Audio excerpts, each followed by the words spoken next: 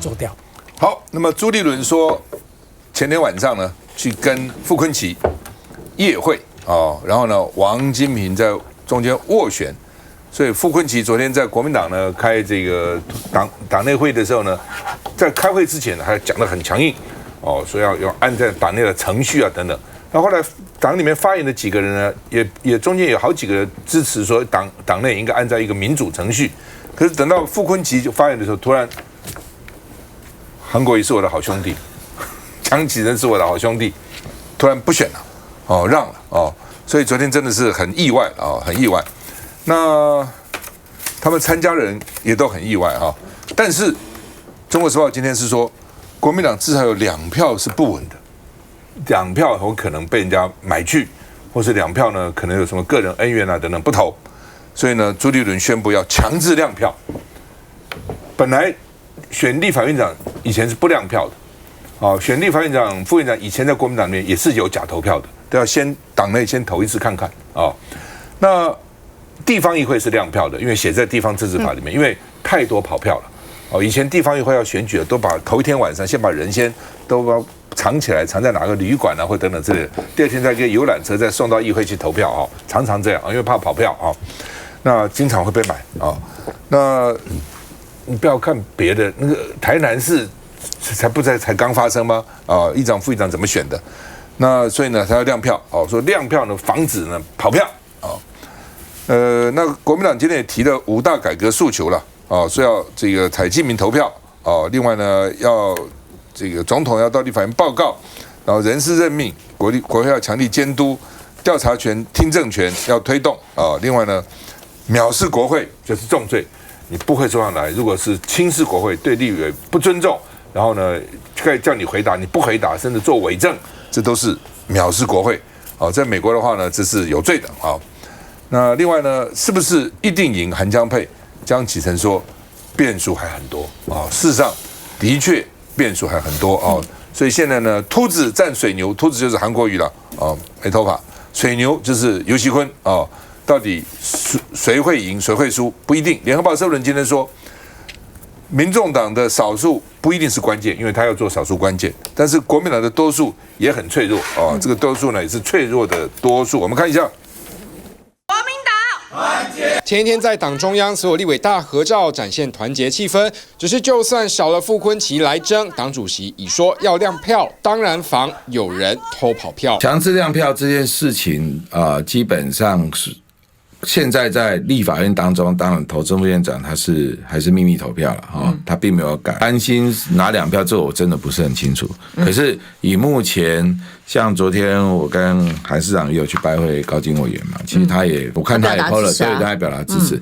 那曹明兄他也表达支持。这也难怪韩江配一抵定，马上找无党籍的高金见面。江启臣看来有信心，只是朱主席会这么说，或许也是因为有潜力。那时候赖世宝委员他是院长候选人嘛那后来好像那时候有2席跑票那是4年前怎么会安到这4年后所以我觉得这次并没有所谓的什么锁定2个人会跑票。4年前正副院长投票就有跑票投错例子，毕竟还有民众党的8席，蓝营也非稳上。而过了立院龙头这关，还有接下来的党编之争。总召是每1年选一次，所以4任大概就有4个总召。我们不像民进党是万年总召都不会变，我也不晓得民进党为什么都20几年都是柯建铭。对，那国民党不是1年换1个，那为什么曾明忠可以当2年？因为到最后1年当中，没有人要来承担这么大的一个角色，因为要驻守立法院。除了已表态的赖世宝外，被点名的人还不少，总召大战即将开打。邱委员怎么看？民众党到底要怎样？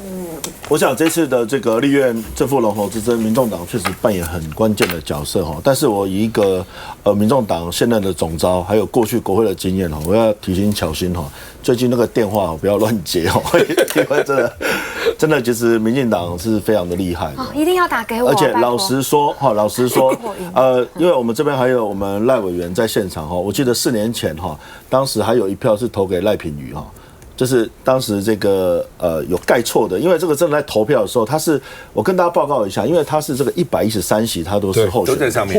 他并不是说民进党推出一组人，我国民党推出一组人，他是一张选票113席都在上面，所以他可能会有盖错的啦，然后印尼然后那个堵丢的啦，还是说什么飞机没有飞的啦。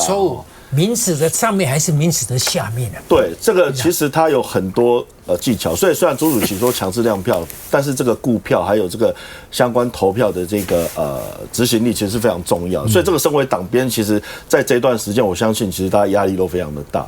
那民进党在这方面，它其实有很多可以操作的空间哈，所以像我是建议，就是说这些新科立委真的也要好好的跟他们去做一些沟通。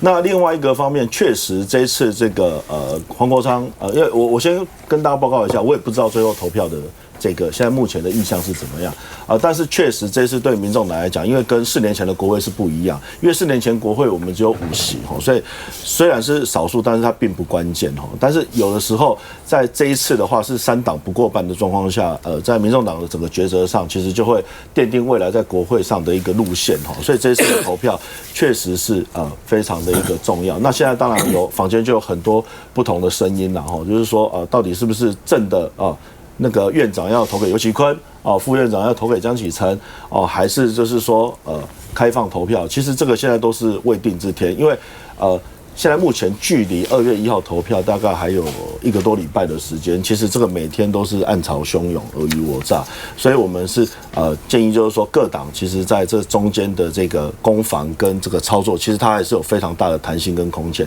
因为这次的选票其实非常接近其实只要差个2票，它来回就是4票，所以其实是非常的一个激烈，那也会奠定未来是国会的生态。那我现在目前看起来，柯建铭总召的态度是坚壁清野非常清楚虽然他台面上是这样讲可是他私底下的手腕他私底下的手腕是非常的厉害但是也非常的清楚，因为柯建铭毕竟他已经第10届了他有经历过朝小野大、国会绝对多数，甚至是在野党，他有一半的时间是担任在野党，所以他非常懂得怎么样去操作那包含跟乔欣委员分享那个有时候进去他真的也会蛮会吃新人豆腐的如果说有时候一个不注意你回去想一想，因为他刚刚在诓你，有时候在表决的时候突然找个人来跟你聊天，聊一聊之后才发觉，原来那个时候是在干扰你的投票，就常常会有这种招数。尤其我们这做党团总召的那个赖委员就非常有经验，有时候我看他跟费委员或曾委员吵一吵。就眼睛飘一下，人就跑出去，我就要赶快跟出去看，因为不然有时候我们就会被框走了所以这个就是说，国会确实它有一个非常尔虞我诈的状况有的时候上面是一个状况，但是下面是一个状况，所以这个时候电话绝对要注意然后另外一个部分绝对不要被影响，然后还有如果要公开亮票，这个监票的制度，还有就是党团成员的这个约束力，我必须。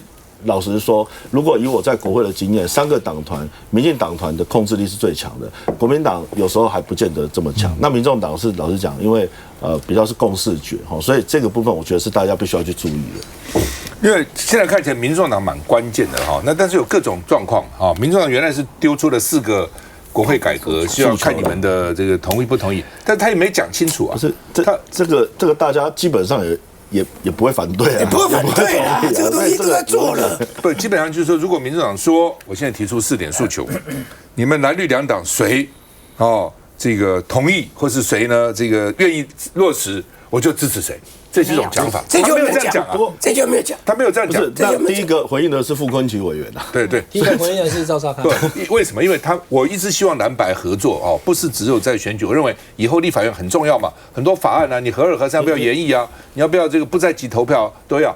但是呢，民众党因为没有讲清楚，就说今天我是可以随便呼应都没关系我就是呼应你就是。但是蓝绿他们很怕，他们同意了，然后最后呢，民众党又说。这个我虽然你们同意，但是我觉得不太满意，我还是最推自己人吧。但是我们蓝绿2党等于被打一个巴掌嘛，所以都不敢同意都不敢同意所以基本上，因为他将来有很多种可能一种就是比如说白就投自己嘛。以前国民党赖市长前2任他都是院长院长候选人，院长我知道嘛。国民党那个票不够的时候都推他当院长候选人。现在票够了，虽然他连副院长都没有了，那国民党可以这样干吗？他是很委屈的。前2次因为民进党人占多数嘛，国民党都推他院长，每次都推他院长。然后呢，这个要不然就是这个民众党说好，那各投各的，这是一种嘛。好，另外一种呢，就是刚刚讲的，院长投绿的，下午投蓝的。我告诉你，我是劝江启臣的啊，如果这样的话呢，上午只要一投出来是游锡堃，你就宣布你不选了，你丢脸丢死了，下午还去给他选当副院长，我根本不要。我们就都不选，通通不选了，不要了啦。当然你要有一个沙盘推，那你要选谁？还是根本就退场？好，还是说我就支持你民进党一个人？另外一种方式哦，就是你要怎样，你还是要沙盘推。到底如果在这种情况下，你到底要怎样？好，那另外呢，也有一种可能啊，上午支持韩国瑜，下午支持另外一个人哦。还有就是各自民进党8个各自。去选各喜各爱，这个比较困难的，因为已经有说团进团出了啦，对嘛？但是不知道，反正就可能性有各种可能性嘛。那你们有没有沙盘推演呢？这个当然现在我是第一次听到的，今天媒体讲的说上午是游锡堃，下午是江启臣，那这个江启臣变成游锡堃呢？上午是游锡堃，对不对？下午是江启臣，对，变成江启臣是游锡堃谁案的呀？不要忘了，整个立法院是5院哦，5院一个很重要的一个院，民意机构最高民意机构，这个院长是主事者啊，他什么时候交给你才交给你啊？否则副院长没代志要做啊。我台级要走啊，就接待外宾啊什么之类的，主持议事这么重要的事情是院长弄走，哎，熊博营才交给副院长的。所以今天如果是上午民众党支持游锡堃，那很清楚，那就是绿白合。你就要把它送作堆。下午呢，我们国民党马上应该改变一个战略，就下午去投民众党啊，就和你送作堆啊，你就执政联盟，你们执政，不要忘了院长才是真的嘛。那副院长来讲，他是备胎嘛。大家可能有观察到的，以前我们在立法院的时候，只要一看到说，今天主席台上怎么做的副院长，下面就要打架了，通常是打架了，因为现在还比较少，我们那时候常打架。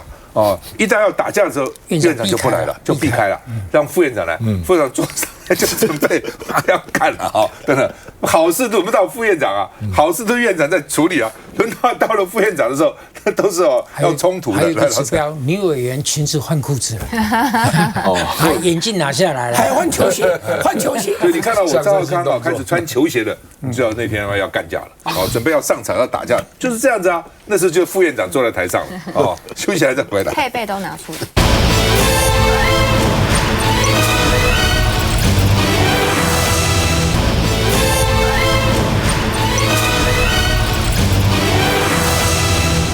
好吧，立法院正副院长，你看现在到扑朔迷离，到最后怎么样，真的都不知道那柯建铭去骂黄国昌，说呢，民众党是没路用的巴西，这背写是没路用的没有用而且说你国民党怎么会让这巴西就主导呢？你假如是用来制造国会的纷乱，没用的巴西这个当然柯建铭跟黄国昌是有恩怨的所以呢，他说这个黄国昌你要表现什么主意都是你出的那还什么出考卷要我们回答，我会这么白痴吗？会跟与虎谋皮吗？我回答你吗？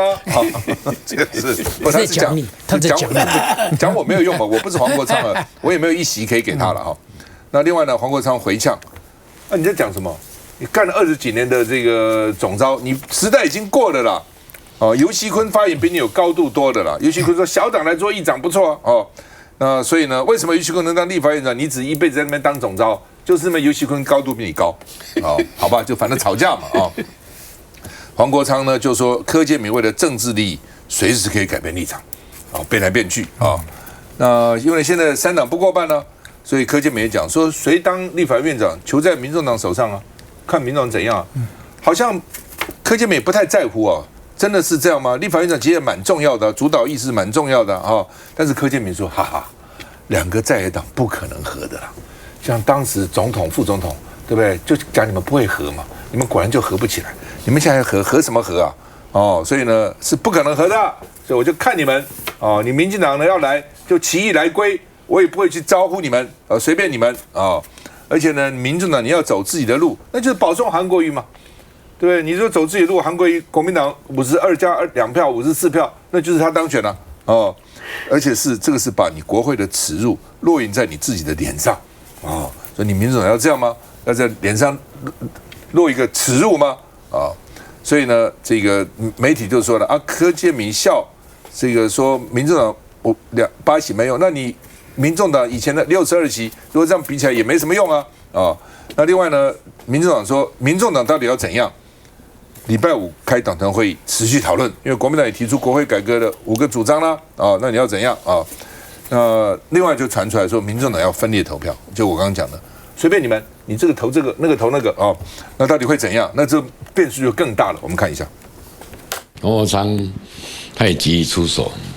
失策行堂，国会改革是民党 DNA， 长期我们在做的，今天怎么变成你在主导？不满民进党招牌被抢走，柯建铭开抢，没在客气，因为黄国昌出考题要蓝绿回应。你那个4个条件比复分期还不完整，复分期就是讲的比你多，这8席可以扮演关键的席次。但是只有分段的话，这8席是没有用的。直呛民众的8席立委没有用，黄国昌怎么可能吞下这口气？立法院最有名的乔王啊！这是哪门子监督制衡啊？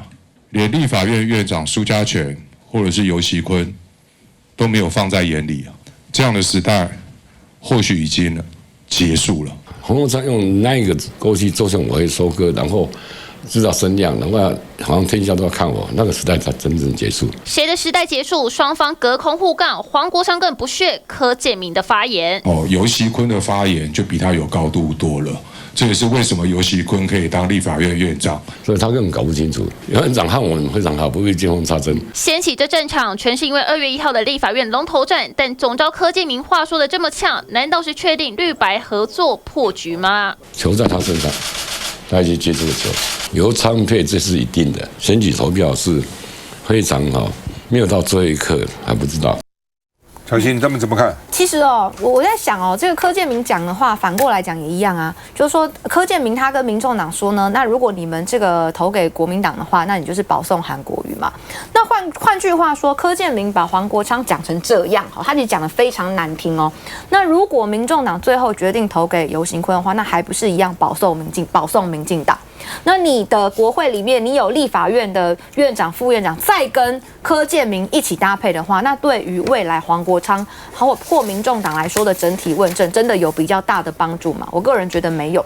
但这个部分呢，也是尊重民众党他们自己的选择。所以我觉得，不管最后的结果是绿白合、蓝白合，或者是说民众党只投自己，那放弃在第2轮的时候去做选择，其实这都是尊重对方。因为呢，我觉得如果说跟民进党合作的话，国民党也不用太生气，觉得说，怎么会这样子？这个基本上你就是要把民众党视为一个独立的政党。如果有机会在法案上面能够合作的时候，尽量合作；如果竞争的话，那大家就是来竞争。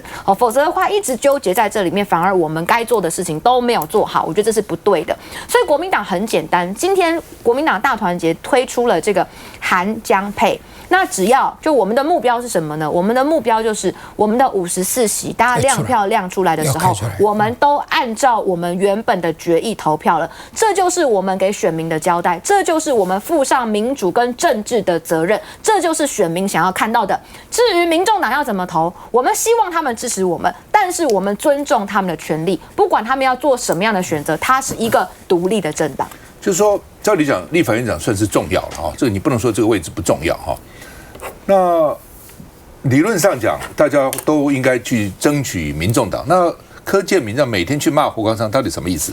而且骂这么难听？不是，柯建铭有讲一句话，他说：“烦恼放在心里，自信写在脸上。”你看他有没有自信？很有自信。骂人这自信，一共数码把给你数的说，但是这个也不能相信，因为他可能讲反话。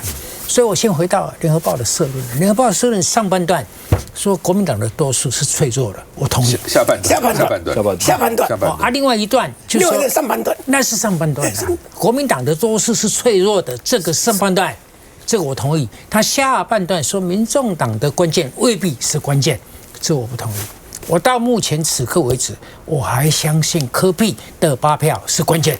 如果柯 P 把它搞成不关键，那他的 IQ 不是157哦，他 IQ 大概只有57哦，那个1要砍掉啊，所以现在问题是3个颜色，那你做排列组合，这个可能的排列组合，我大致算一下，是不可能蓝绿主动说我们合作哈，不可能，这个把它排除9种以上呢，但是我还不太有自信的，因为恐怕不止9种。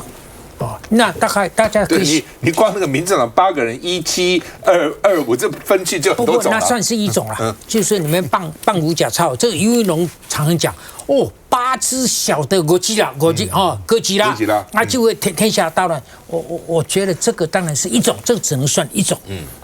那这个9种里头，蓝白大家通常刚刚巧心也是讲到蓝白、绿白，或是白的都不投，或是白的集体投我们自己，这4种，还有别的。其实白绿也是一种，就黄国昌，但是黄国昌把自己砍掉了，黄国昌我觉得不当院长所以这个除掉。这个除掉以外，还有不少种而不少种的其他的情况，我觉得柯文哲的民众党的8票是关键。不信你听我，你等到2月1号看看那8票是不是关键，绝对是关键。如果那8票不是关键，那柯文哲的一生的英名完全可以，大家可以把它踩在地下。对，我认为那8票是关键，没错，因为谁加了他，谁就过半嘛，那当然是关键嘛。来，那个郭伟，我觉得民众党跟绿跟蓝如果明显绑在一起都会造成他后面预算法案上的一些牵扯了。他一定会被说闲话啦，尤其是跟绿，因为大家会去注意。他既不想做小绿，也不想做小蓝啦。不，因为你如果跟绿合作，接下来赖清德一定会用一些民进党的人嘛。民进党有很多学者他们现在都失业中民众党比如说那个不分区那个张其禄，就传出民进党愿意用啊。许兆祥呢，那这种人，你到时候柯文哲能够说你不能去吗？所以我跟你讲了，民进党一定是玩这个游戏了。你只要跟我合，我就开始把你吃掉，让社会有一种氛围，做大绿小绿已经合作了，一定是这样。所以你觉得柯 P 怕吗？怕这样的？柯 P 这样传言，我跟你讲，那黄国昌跟黄珊珊就不用选了啦，怎么选呢？不是，我觉得柯 P 一点都不怕。因为这样的疑虑，这样的传言，那柯 P 也不会有前途了啦。不会 stay。我为什么跟你不一样？你知道吗？因为你现在的疑虑对民众党会招致什么样的反弹或者怎么样的后果，这个不是 forever， 你知道吗？4年的时间够长，选完人事就过了。以后各种情况变化的结果，这个老百姓因为你投票投给民进党而记恨民众党跟柯 P。这个感觉不是 forever， 我觉得倒是比较容易 forever 的是韩粉不能谅解民众党跟柯 P， 这个柯 P 在乎吗？这个才是一个问题。来，郑亮继续讲。还有另外一个就是，假设民众党投给自己了那就是民进党跟国民党在拼那个，我可以拉你2票过来嘛？我认为，但是亮票就比较难拉了。怎么会？我来立法院途中出车祸我到不了很大的牺牲，有可能很大的牺牲，就一大堆奇怪的理由。那你民进党要花多少代价，要说动他？不是，而且那一天你不能出车祸，就是无心之祸，大家也把你看成是故意的。多惨，对不对？多惨，就是出车祸也要想办法爬，也要爬到立法院。对。尤其你刚当研究室，对，因为你刚当选，每个都是刚当选嘛，对不对？新会期的开始，比如说陈超明，你凭什么要求人家？人家是无党籍啊。对啊。但是他一定投民进党、国民党啦，民进党的，国民党啦，他一定投国民党，他一定投国民党，因为国民党在选区让给他了嘛。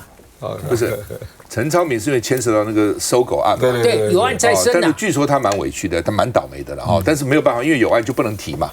那不能提，那就是用无党参选嘛。但是事实上，好像有帮他站台，什么都有啊。有了，都还是有啊，都还是有去啊哈，也没有提别人嘛。所以这票不会跑，这票不会跑。我认为不会跑。高金也不会跑，高金不会跑。这2票是稳的啊，所以你算他53是对的。 54，只有一种了哈，一种可能是到时候我老眼昏花盖错了。对啊，哦，我什么盖上面盖到下面的，上次不是什么盖给自己的什么之类的，这种哦，就反正就是他说我不小心了等等，票变成废票了等等。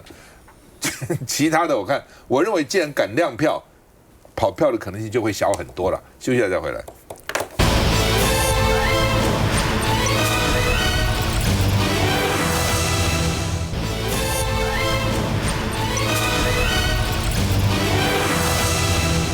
好，那么候选人展开当选以后呢，选赢选输都要了哈，谢票哦。柯文哲也这个展开谢票行程，叫做阿北跟小草的见面会啊。那说呢，选举结果跟民调有落差，会思考党内是不是成立民调中心。我觉得选举的结果只有跟柯文哲自己讲的民调有落差，跟社会一般的民调其实并没有落差。哦，跟联合报也没落差，跟这个 TVBS 也没落差，但是呢，柯文哲他们自己的民调，他看了不知道委托谁了，哦是有落差，那他要考虑是不是成立自己的民调中心哦，那自己的民调中心做出来民调就会准吗？哦，我也很怀疑了啊。不过柯文哲要自己做，那自己做，反正随便嘛，你要自己那个也要花钱啊，要训练人啊、访员啊等等等等啊。那另外呢，柯文哲说，人家先进国家投票率都是87%。哦，他是乱讲一通了。等等，我告诉你，越先进国家投票率越低。对，哦，6成以下，美国很低啊，欧洲什么美国这是4成多，因为他觉得政治与我何有哉？哦，根本不要管哈。那这个一般的正常国家扣掉12到15%的社会边缘人，大概投票率87%。所以为什么会让柯文哲的理由了？是说因为很多人要上班，不能去投票哦，或是比如住台北啦，户籍在高雄啦等等哈。那上班那是礼拜6啊。对，所以他说呢，应该数位化。哦，现在呢，这个还用铜板跟钞票，尤其在疫情期间，就用想办法数位化。疫情大家都不能出来，这点我同意了啊。所以说呢，你还用铜板跟钞票，意思就是说。太落后了，投票方式也太落后，所以柯文哲一直主张2个，一个就是网络投票了，一个就是不在籍投票了哦，不在籍投票，一卡一通一付啊，所以呢才能有效率哈。我相信不在籍投票会提高一点点投票率，会提高一点点哈。但是所以我觉得国民党跟民众党可以从这边合作嘛，既然大家都认为主张不在籍投票，就投啊。那以前是这样，以前是立法院可能就有人反对啊，民进党就反对，跟你誓死抵抗啊。好，那院长就那这人反对，有人反对，我们就协商，那就无疾而终了。你现在如果说民众党跟国民党决定一定要不在籍投票，反对跟你表决通过就是法律了嘛，什么反对不反对啊？好，那假信息满天飞，所以黄珊珊说，都说我们什么在校园里面吸收党员，什么呢？什么小学生参加造势大会。所以呢，他说接下来我们会移送纸棒告，就是我们会有这个组织律师团，只要人家跟我们乱讲，我们就告就告那黄珊珊这个律师本色也出来了告那另外呢，选后呢有超过7500人入党，所以呢这个现在有32000人了所以选后入党所以原来大概是2万4千多人了现在变这个加上7600变成3万2。那他16到20岁2%，21到30岁19%，31到40岁38%，所以他40岁以下的就有将近6成嘞就将近6成59%，41到50岁27%，51到60岁10%，61到70岁3%，7岁以上1%，所以他4岁以下的很多那40岁以下的国民党好像就10几%，我印象里其实不多，所以看起来他这个党员结构是比较健康的比较符合社会的人口的分布那另外呢，这个谢立功最近一直去批评黄珊，说你有双重党籍要说清楚，特别呢你还是不分区你既然是这个不分区是靠政党票，你怎么还有双重党籍？而且你选台北市长呢还不敢用民众党，也不用亲民党，用了一个叫做无党籍哦，那到底是什么党哦？你用无党籍也没有退亲民党，然后现在呢又民众党，那民众党的发言人杨宝珍就出来缓颊说啊，我们民众党本来就允许双重党籍哦，所以没关系啦哦等等，我们看一下。只要在散布假讯息，台湾民众党现在会正式的成立相关的律师团，直接针对这些假讯息，我们会直接的提告。不再容忍假讯息，要以送纸棒。民众党准立委黄珊珊对外炮火全开，带着民众党反击各种攻击，但党内却有声音要他先面对这个问题。不分区是对于政党的支持一票一票投出来的，他必须服从党的指挥领导。所以我觉得，黄珊珊到底有没有退出党籍这件事情？质疑黄珊珊当了不分区，却有双重党籍，这样对选民怎么说得过去？尤其现在在党内出现检讨败选的声音，操盘的黄珊珊就首先被点名。再来就是柯文哲过去主政的台北市，这次开出的成绩不如预期，传出民众党台北市党部主委林国成提出辞呈。当选之后呢，立委的要务再生，目前首要的重心会摆在国会。当然，在选后一个很重要的事情是组织上面的一个重整，所以包含了立委的责任区的分配上面呢，也会在做通盘的考量。党中央澄清是因为立委身份无法兼顾，再加上组织要调整，因此有了人事变动。但民众党现在不只要推内部重整，还要思考为什么民调会失准。哪个地方失准？你知道，我们还是要做很多检讨。自己党里面成立我们自己的那个民调的中心了。不排除比较蓝绿成立民调中心，柯文哲也点出败选有这个原因。还在用铜板跟钞票，那个已经太落后的国家了。要把国家数位基础建设做起来，每个国民就是一卡一通一户。说不在籍投票才能真正反映选民的心，民众党选后列出检讨报告，要找败选主因，但光是人事布局就有不少杂音。我觉得柯文哲选前选后态度是不一样的。选前他之所以可爱，年轻人喜欢他，他有时候内笑啊，给拱很就是可以的地方啊，他就承认说承认了啊，年轻人喜欢他就是因为这样，他承认了，也不会把这个账记在他脸上啊。第二天这严重了，他就后悔就拿回来也没有怎么样。但选后不一样啊，选后是真正的柯文哲。他选后以后，所有的幽默感都没有了。你看他的检讨都检讨别人，他自己不再像原来的柯文，这才是真正的柯文哲。你想柯文哲，有人告诉我，这是还是中心大楼非常有这个国会这个政治经验的人告诉我，他说柯文哲的第一大派系，你晓得是谁吗？你猜猜看，他妈妈。柯妈是第一大派系，第二大派系是黄珊珊，第三派系是他老婆，底下就不重要了。所以柯文哲这个人是人家说他丑女，对女人不友善，讲一些对这个女人不好的话。但是你看他派来的代表，在我们节目都是女的，而且他在这你们怎么这样呢？你们注意，你们这个社会科学也不能这样。他那么一个男的就把我们以前的代表那就拿出来。他发言人都是女的，我们会让去请政党的发言人嘛。对所以他靠女人，而且派系也都是女人带头然后呢就话里头。就是一种就看不起女人的，这是一个很奇怪的人。我跟你讲他其实这个不是今天的话题，他跟川普有一点类似，就是靠人民的不满而推上来。但是呢，美国的不满是老一辈的那个门罗主义派的，台湾的不满是来自年轻人的。但是他们两个有什么类似的地方呢？都把宣泄不满对未来的希望寄托一个错误的人，这个人利用你的不满，但是你看一生的行为、一生的做法，都跟你要的东西完全相反啊。川普有加入一个大党对，但是这个两个人我要比是他抬举柯文哲了，所以我现在有两种说法，像游盈隆像很多学者都说柯文哲了不起，以后再进来几万再进来不得了。我是比较抱悲观的态度，我觉得柯文哲现在其实高兴是高兴，心里头暗喜。但是呢，我觉得他的任务非常重大，他的处事处理事情的方法非常不容易。你看，光是这个院长的票怎么投，到目前搞不出一个头绪出来啊。另外，我不知道柯文哲身边到底有没有像魏征一样的真诚，可以跟他直言不讳。因为选举已经结束了，369万票第一次选总统，票数非常惊人，所以年轻的选票支持他，高中生支持他，他未来大有可为。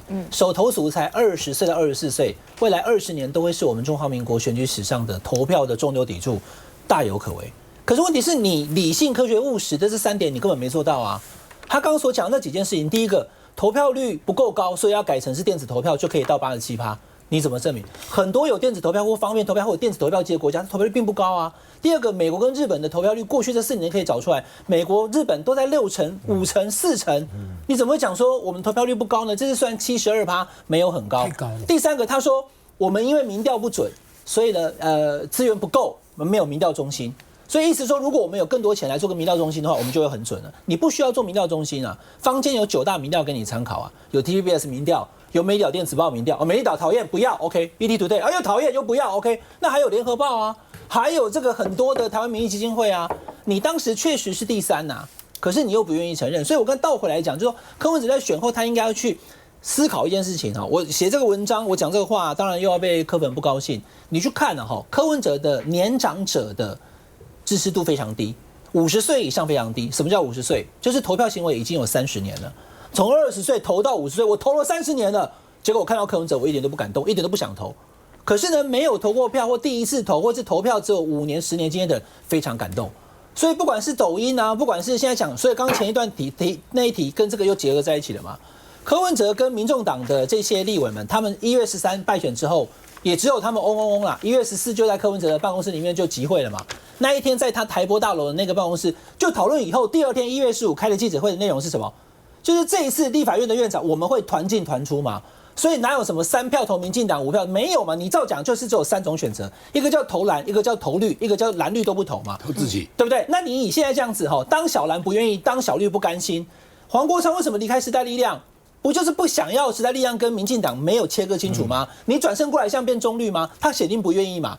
那你今天国民党林涛骂黄珊珊，黄珊也不高兴，所以跟国民党现在关系紧张，所以蓝绿都不投才是民众党的真正的。如果照理讲了，说话算话才是它的价值。这也就是联合报的那个社论为什么写说它是一个无关紧要的8票，就是说，因为如果他真的坚持投自己的话，那最后那个立法院的院长票数他算不到，就会是韩国瑜在第2轮过关。可是不知道他会不会坚持这个理念，不投蓝不投绿，通通投自己，这就是最大的变数，因为你无法判断最后柯文哲跟这8期的民众党立委他们会做什么决定。除非柯文哲推翻党团决议，不会的。主持人，我有一个小问题请教邱委员。OK， 那邱，我请教你哈，你们民众党内参的那个民调公司啊，跟代表那个公司去参加马办的那个会议的是同一家嘛？对不对？就是那个求什么？求真，他是总经理啊，是求真嘛，对不对？我跟你讲，柯文哲你要查求真到底是怎么做民调的才对啊？怎么？我觉得柯文哲是这样啊，柯文哲也许他是聪明的哦，读书是不错的哦，所以才能考上台大医学院医科嘛哈。但是呢，我认识很多同学也是台大医学院医科的嘛啊，包括老沈也是记得。他除了本身医学的知识常识外，他对社会科学，或者说社会学、对艺术、对文化都有很深的素养。他们很聪明，看很多书，各方面哦，有的还是画家，也是作家。我很多朋友是很厉害的，但我觉得柯文哲太窄了，而且他看不起别人。就术业有专攻嘛，他看不起那些学艺术的，甚至很烂那些人，所以艺术界人很气。他看不起社会，看不起，认为你们都很烂，所以我很厉害。哦，所以你们那个民调都乱做哦，然后都不行，我自己来做等等哈。其实柯文哲对于整个国际形势、政治、社会、文化素养是很差的，所以才会讲说什么先进国家那投票率87%，你搞清楚先进国家越先进国家投票率越低，知道吗？我第一次选举的时候就有那种老里长告诉我，告诉你哦，房子越矮越小，选票数目越多，对，就这个样子，而且投票率还越高。那时候我就感觉，反正台北是那种比较高级的社区啊，哈，投票率很低，为什么？觉得我根本不需要靠你政治，我根本跟你无关，我自己靠我自己就好了。很多先进国家、越成熟的国家都是这样子，除非你是强制他去投票，哦，否则的话呢，就新加坡因为是新加坡没有强制，但新加坡说你如果不来投，要给我一个好理由，没有你不给我好的，我下次剥夺你投票的权利，下次不给你投票。大家一听，我下次不给我投，所以新加坡投票率很高，很高。但是除了是你这种比较强制的手法，先进国家越先进，投票率越低，就跟越先进生孩子生的越少，道理是一样的。休息一下就回来。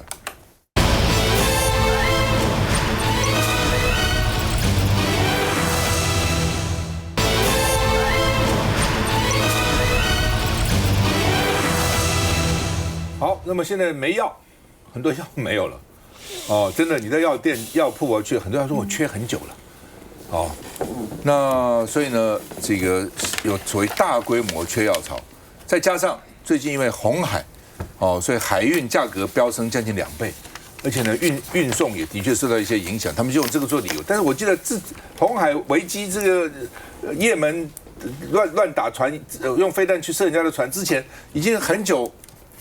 很多药就已经缺了哈，那比如说他们就举例说，比如喷鼻子药，鼻子不通过敏，莫比卡已经缺4个月了，说无解，医学中心也摇头，哦，有些药是医学中心比较有的，他可能存货比较多了，或者他买药的能力比较强啊哈，那就屈原又说，谁叫你们都坚持用原厂药，哦，为什么不用学名药？如果你们都坚持用原厂药，只能等死，讲些什么话？他怎么会讲这样？因为对了，就是我们也就所谓学名药，就是说原厂药可能专利过期了啊，专利过期以后呢，那其他的药厂也可以去用它的仿单啊去做，那就便宜很多，因为没有开发药的这个当时的费用啊等等等。但是呢，有些医生就喜欢用原厂药，他觉得学名药好像就是差那么一点劲。台大跟荣总非常明显哦，都用原厂药，他们认为说学名药好像效果差一点，他这样认为的，但不知道真的假的，那我请教老沈啊。病人会抱怨的。请教老沈啊。那说已经超过200种缺货，所以呢，患者也说啊，这个冬天怎么过啊？就冬天里面什么三高，什么各种毛病很多哈，等等哈。有一种胃药了，我以前觉得还不错哈。那比如胃痛啊、胃痉啊，吃一点就好了，也是已经缺了2年了哈。布洛芬。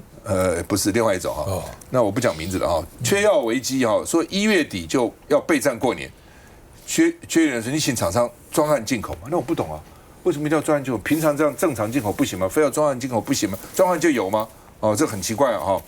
食药署说，哎呀，只有9种药品没有替代商了，意思说你用学名药就可以了嘛，不一定要用原厂药嘛，等等哈。好，那到底让我们看一下。那如果这个药是跟你的健康、跟你的生命有关的话，你还坚持说一定要哪一个厂牌的药的话，那岂不是就只能等死？卫福部长薛瑞元这几句话说出口，不少人又吓了一跳。怎么会说病患只能等死呢？原来薛瑞元谈的是持续延烧的缺药议题，是可以帮你治好就是好药。那以目前来讲的话，能够替代的学名药实在是很多。薛瑞元挂保证，不过基层药师却有不同看法。可是这个回应我觉得很不恰当。薛部长他的一个表达方式来讲，可能也是跟民众讲说，不需要有品牌上的坚持跟迷思。工会就预估全台有200种以上药品短缺，包含着人工泪液、鼻过敏药、抗生素跟精神科药物等等，恐怕持续会影响到农历春节。甚至也有专家建议，慢性病患可以提早在1月底先领过年的药物。如果有出国旅游计划，最好也提早预备1周的药量。但部分民众确实领不到药，甚至还传出有住在南部的病患得专程跑到北部才领得到。而根据卫福部还有食药署公布的资料，全台只有9种药品没有替代药，但都已经洽谈专案进口。只是薛瑞元再度语出惊人，听在药师或是部分病患耳中，难免不是滋味。但民众要避免到时没药可用，如果有需要，还是可以尽早备药。老沈，到底怎么回事？是这样哈，我觉得为政之道啊，就是有困难的时候，你要跟老百姓讲清楚，老百姓听了以后，其实大部分都可以原谅的。你现在哈，不只是红海、也门的叛军的关系啊，才是缺药，因为你一向就是健保，就是压得很低，压到很多外商，但不要了，不干了。他是台湾这个市场，他根本不要。那我觉得卫福部应该把200种可取代的药，现在因为暂时缺药，你都列出来嘛。然后呢，请相关这个医界有名望的医生来讲这个差别，这个原厂药跟这跟这个学名药的差别有还是没有啊？有的话差多少？给老百姓解释清楚啊，然后叫大家忍耐一下，因为这个红海的事情，红海的这个叛军的事情不会 forever。然后呢，另外有9种没有可以替代的，也都列出来嘛。给病人给全国人民讲哪9种啊？他们的效果是怎么样啊？现在缺药，到底有什么替代的办法？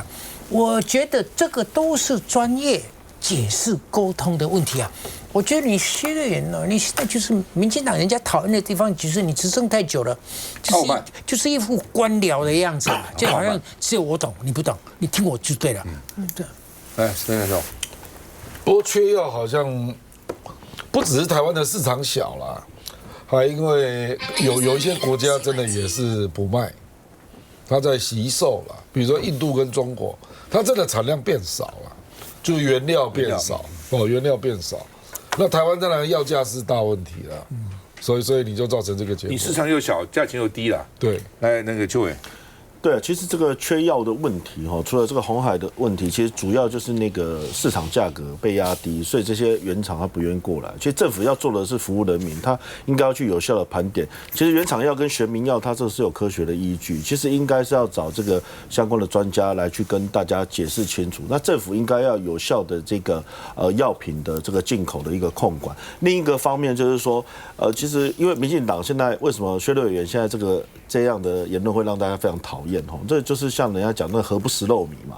那不管就是说过去的缺蛋、缺疫苗，这个缺快筛，整个到现在连药都缺，其实这个民怨会累积的更深。另外就是说，卫福部好好盯好台湾的药厂，对 GMP 药厂，学名药的效果至少要跟这个原厂药几乎要一样，不能够差，这样的话就相信学名药了嘛。那你现在这个品质没管好，对不对？那大家怎么会相信呢？那嘉欣，我觉得薛瑞元那个说法反而让大家更想要吃原厂药啦。对，其实这个说法是你应该要告诉大家说，现在的学名药在我们的监督之下做得很好。好，然后有怎么样的科学依据？所以即使现在是原厂药有缺的情况之下，也可以找到替代的产品，我们鼓励大家来使用。你现在讲说原厂药只能等死，大家就觉得说原厂药那一定就是听你的说法，我听起来就是原厂药比学名药好很多。那谁还要？我插一句话了哈，我为卫福部也是为国家，我讲一句话，我如果需要吃药的话，我不反对